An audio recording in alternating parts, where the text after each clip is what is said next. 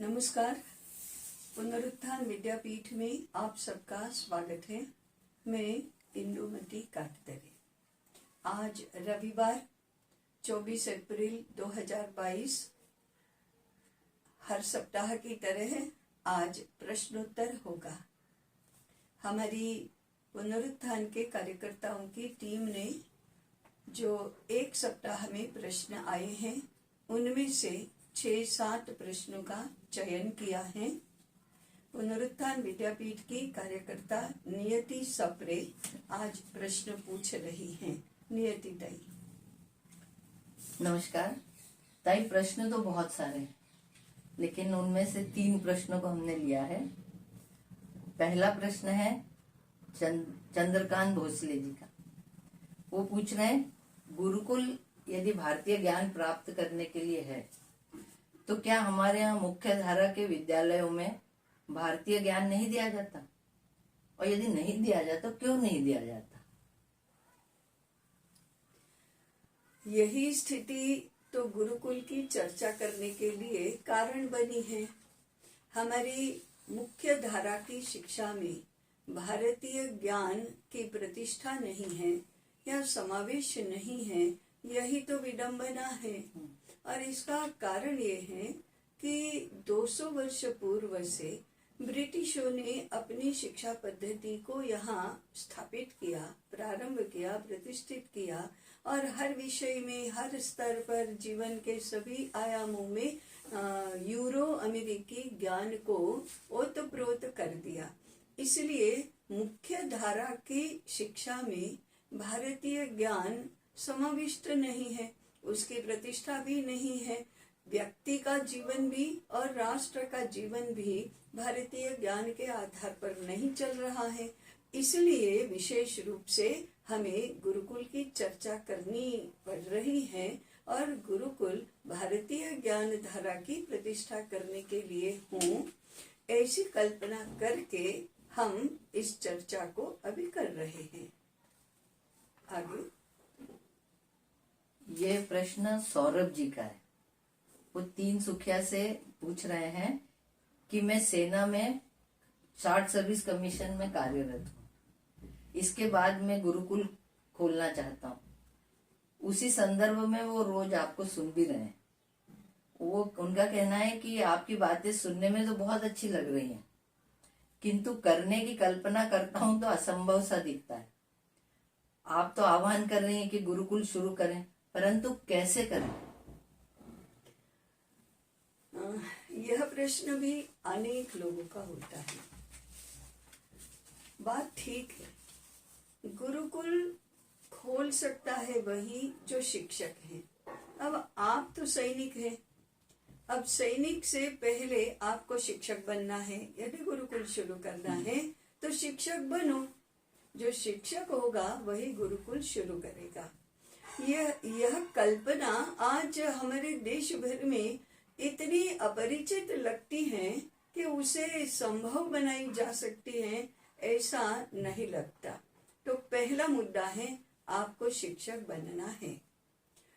4 प्रकार के शिक्षक होते हैं, इसकी चर्चा इसके पूर्व हमने की है, वो भी आपने सुनी ही होगी और उसको समझी भी होगी। तो ऐसा तो करना है। इसके लिए आपको अध्ययन करना होगा, ज्ञानवान बनना होगा, आपको राष्ट्रीय विचार को समझना होगा, राष्ट्रीय शिक्षक भी बनना होगा। तो पहली बात है, सैनिक से शिक्षक बनो। दूसरी बात है, भारतीय जीवन विचार को समझो, इसके लिए अध्ययन करो। तीसरा, राष्ट्रीय शिक्षक बनो। ये 3 बातें होंगी तो फिर गुरुकुल शुरू करना असंभव तो क्या, कठिन भी नहीं लगेगा। हाँ, जैसे ही आप सेना से निवृत्त होते हैं, दूसरे ही दिन से आपने गुरुकुल शुरू कर दिया, ऐसा तो कतई नहीं होगा। आपको आपकी स्थिति देखते हुए 2-3 वर्ष अध्ययन तो करना ही होगा। आपको यदि अभी समय मिलता है तो अभी से अध्ययन प्रारंभ कर दो। ये व्यवस्था से गुरुकुल खोला नहीं जा सकता, शिक्षक बनने से ही गुरुकुल शुरू किया जा सकता है।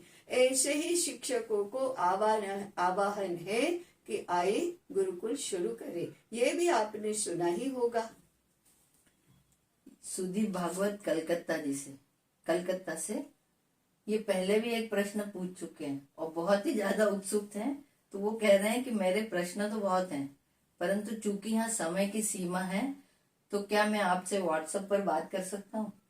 और करना है तो अपना समय बताएं। बहुत उत्सुक है। अवश्य ही कर सकते हैं। अभी तक भी जो भी प्रश्न आ रहे हैं वो व्हाट्सएप पर ही आ रहे हैं, तो आप भी व्हाट्सएप कॉल अवश्य कर सकते हैं। समय के बारे में तो ऐसा है कि जब आपको प्रश्न करने की या बात करने की इच्छा हो या सुविधा हो, तब एक बार पूछ लेना चाहिए कि मैं आपसे बात करना चाहता हूँ, कब करूँ। निश्चित रूप से रोज का नियमित निर्धारित समय तो अभी बताना जरा कठिन है, इसलिए जब भी बात करना है आप सीधे ही फोन करिए। अगर उसी समय संभव होगा तो उसी समय बात करेंगे, नहीं तो उस समय का निर्धारण कर देंगे। जैसा कि अभी ताई ने बताया कि सभी प्रश्न व्हाट्सएप पे आ रहे हैं, तो इसके बारे में भी एक सूचना देना है कि आप लोग प्रश्न व्हाट्सएप पर न भेज के यूट्यूब पर ही भेजें। तो इससे क्या होगा कि प्रश्नों की पुनरावृत्ति नहीं होगी। जैसे आज ये अभी जो प्रश्न है ये रामचंद्र भोसले जी पूछ रहे हैं, यही प्रश्न सीमा भागवत ने भी इंदौर से पूछा है। तो आप उसमें पूछेंगे, यूट्यूब में पूछेंगे तो पुनरावृत्ति नहीं होगी।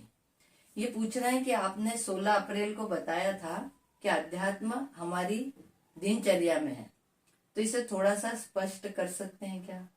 और हमारे आध्यात्मिक बनने से भारत वैभव को प्राप्त करेगा, लेकिन हम आध्यात्मिक बने मतलब क्या करें, इसकी पहचान क्या है? आध्यात्मिक बनना ये भारतीय बनने की ही पहचान है। अध्यात्म भारत का मूल स्वभाव है, इसलिए भारतीय बनना माने आध्यात्मिक बनना, ये सीधा समीकरण है। परंतु वह कृति में दिखना चाहिए, हमारी वाणी में दिखना चाहिए, हमारी व्यवस्था में दिखना चाहिए, हमारा जो एटीट्यूड होता है उसमें दिखना चाहिए। तो कुछ सूत्र ऐसे हैं। सबको प्रेम करो, ये मूल आध्यात्मिक सूत्र ही है। सबको अपना मानो, सब भगवान के ही अंश है ऐसा मानो। अब प्रेम का व्यवहार कैसा होता है, तो किसी को भी परेशान न करो। तो वृक्ष वनस्पति के संदर्भ में कहा जाए, प्राणियों के संदर्भ में कहा जाए तो शोषण न करो, दोहन करो, उनकी सेवा करो, उनके साथ आत्मीयता से व्यवहार करो। पंच महाभूतों के साथ भी यदि हम प्रेम, कृतज्ञता और सेवा की भावना से व्यवहार करेंगे तो हम प्रदूषण को जन्म ही नहीं देंगे। तो अध्यात्म का भाव और अध्यात्म का व्यवहार प्रेम का व्यवहार है, सेवा का व्यवहार है, सबके प्रति आत्मीयता बताने का व्यवहार है, जिससे हमें कुछ भी जीवन के लिए मिलता है उसके प्रति कृतज्ञता का व्यवहार है। यह इसी को धर्म कहते हैं। धर्म का पालन छोटी से छोटी बात में भी करो तो फिर आप आध्यात्मिक बन सकते हैं। थोड़ा सा विचार करेंगे तो ऐसी ही हमारी परंपरा रही है। हम पशु पक्षियों के लिए भी दाना पानी की व्यवस्था हमारे घर में रोज रोज के व्यवहार में ही करते हैं। हम अतिथि सत्कार करते ही हैं, अपना धर्म मानकर करते हैं, अपने लिए स्वाभाविक मानकर ही करते हैं। हम सेवा करते हैं बड़ों की, माता पिता की, गुरुजनों की, जो गुणवान है उसकी। तो सेवा का भाव होना, प्रेम का भाव होना, जिसके प्रति कृतज्ञता है, कृतज्ञता का भाव है, सेवा का भाव है, प्रेम का भाव है, उसके लिए कष्ट उठाने में भी हमें आनंद आता है।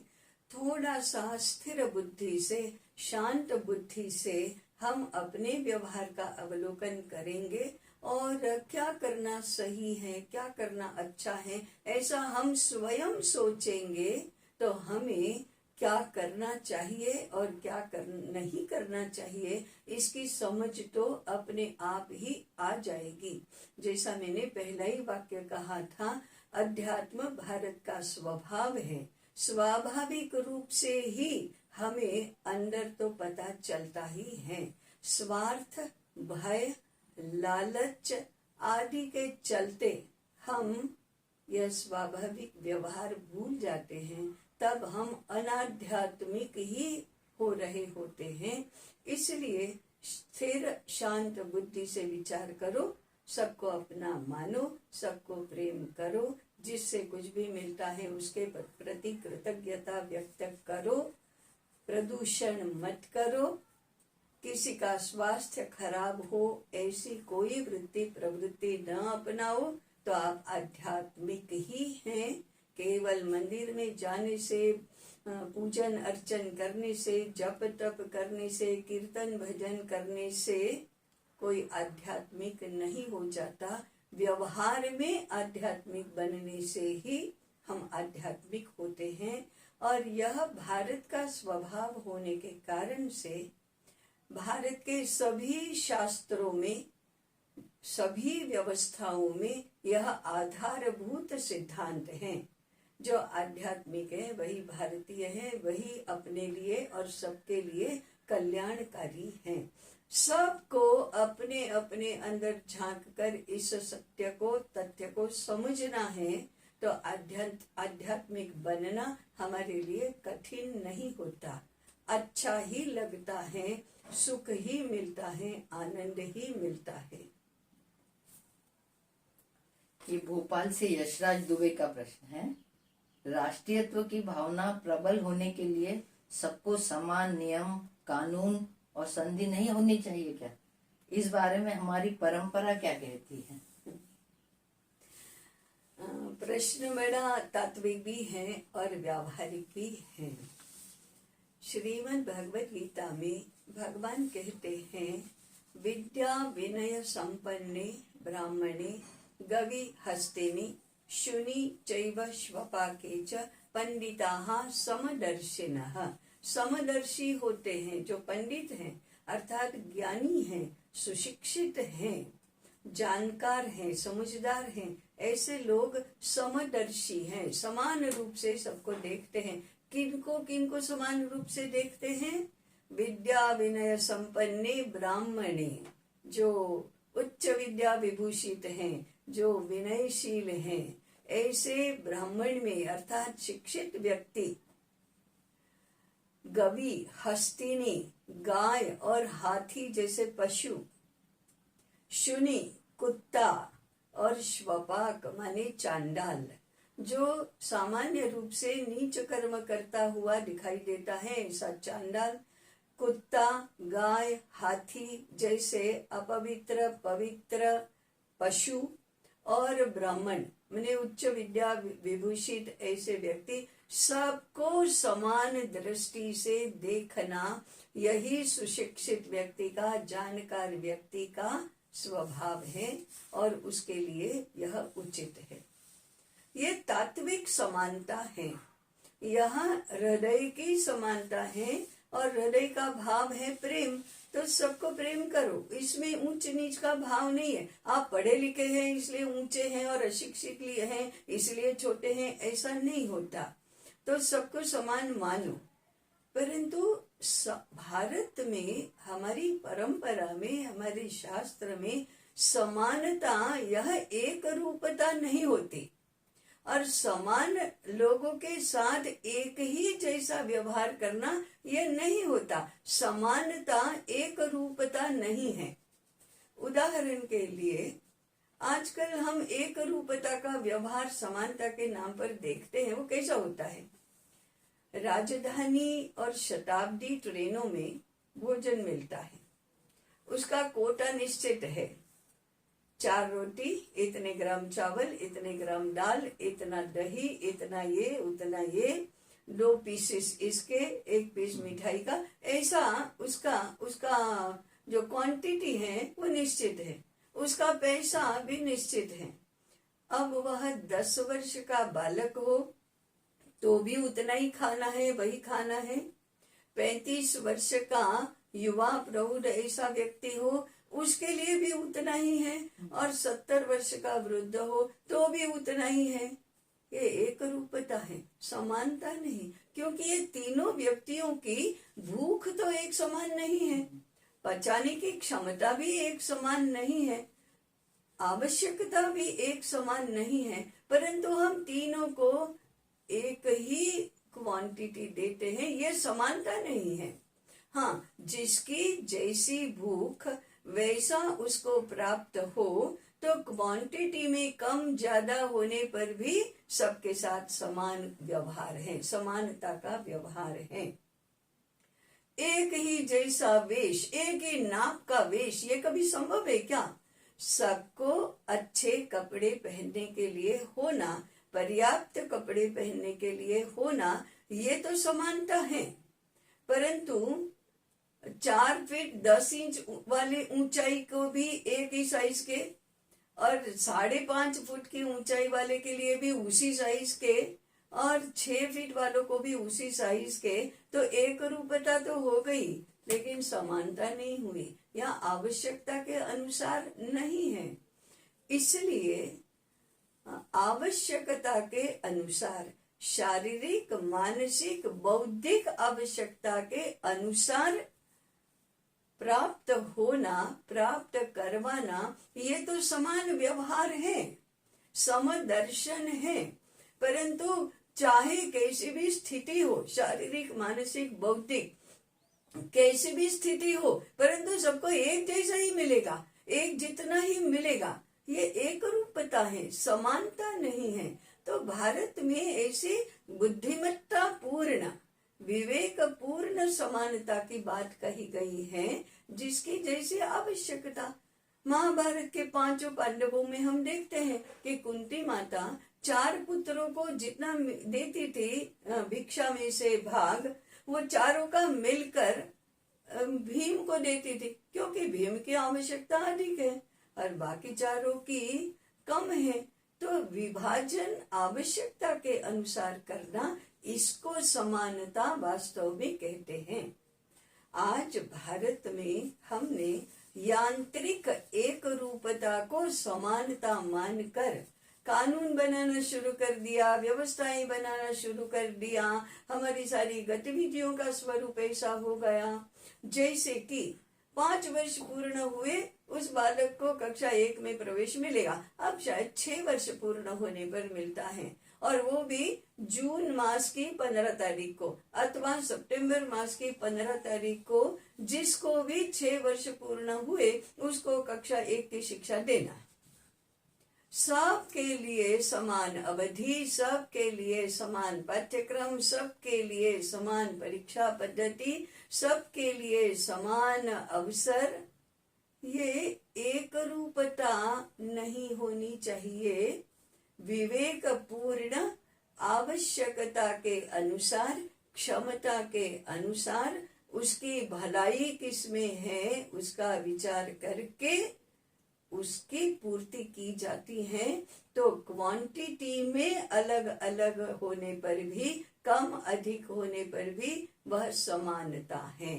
इसलिए समान समान समान एक मंत्र का जप करने की आवश्यकता नहीं, विवेक पूर्ण व्यवहार ये आवश्यकता है।